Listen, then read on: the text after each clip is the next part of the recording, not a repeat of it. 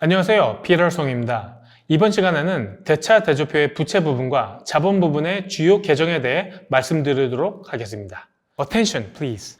저번 시간에 말씀드린 대차 대조표를 전체적으로 설명하는 함수, 즉 자산 이꼴 부채 플러스 자본에서 이번 시간엔 오른쪽 부분, 즉 부채와 자본 쪽 부분을 보도록 할게요. 이 부분은 어떤 회사의 자금 조달을 어떤 방법으로 했는지를 표현한 것입니다. 일단 먼저 부채 쪽을 보시죠.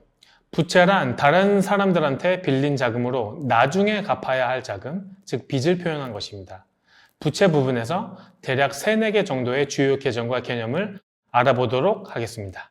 우선 첫 번째로 매입 채무입니다. 매입 채무가 뭐냐면 예를 들어 내가 어떤 물건을 제조해서 팔려고 하는데 제조할 때 부품이 필요한 상황이라고 가정하죠. 그때 내가 그 부품을 샀는데 그 부품의 구입 비용을 당장 치를 수 없는 상황이라고 가정을 한다면 그 협력사에게 부품 매입 대금을 좀 나중에 드린다고 약속을 하고 부품을 일단 가져와서 물건을 만들 것입니다. 이 제조 과정에서 필요한 부품에 대해 사정상 좀 나중에 협력사 측에 줘야 할 대금, 즉 협력사 측에 줄 돈, 그게 바로 매입 채무라는 부채 계정인 것입니다. 그 다음에 알아야 할 부채 쪽 계정으로는 우리가 돈을 은행에서 빌렸을 때 단시일 내에 상환해야 하는 은행빚을 뜻하는 단기 차입금이 있습니다. 여기서 단기는 1년 이내 상환해야 한다는 뜻으로 단기 차입금은 1년 내로 만기가 돌아야 하는 모든 차입금을 말합니다.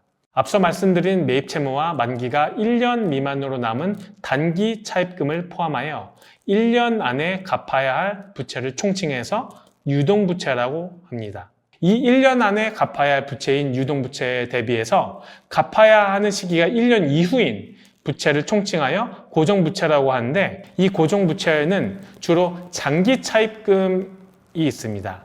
장기 차입금은 말 그대로 장기로 빌린 차입금으로 많은 경우에 상환 만기가 1년 이상인 은행 차입금을 뜻하는 계정입니다. 이상 말씀드린 매입 채무, 단기 차입금, 장기 차입금이 부채 부분의 주요 계정이고요.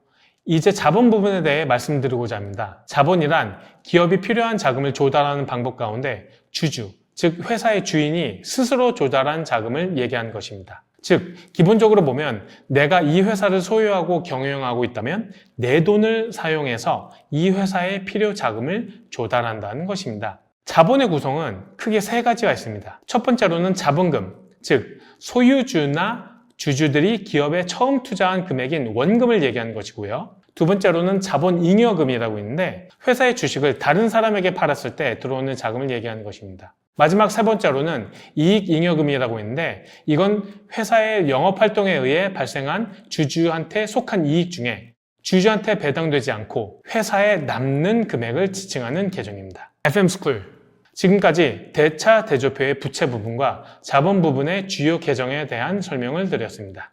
감사합니다.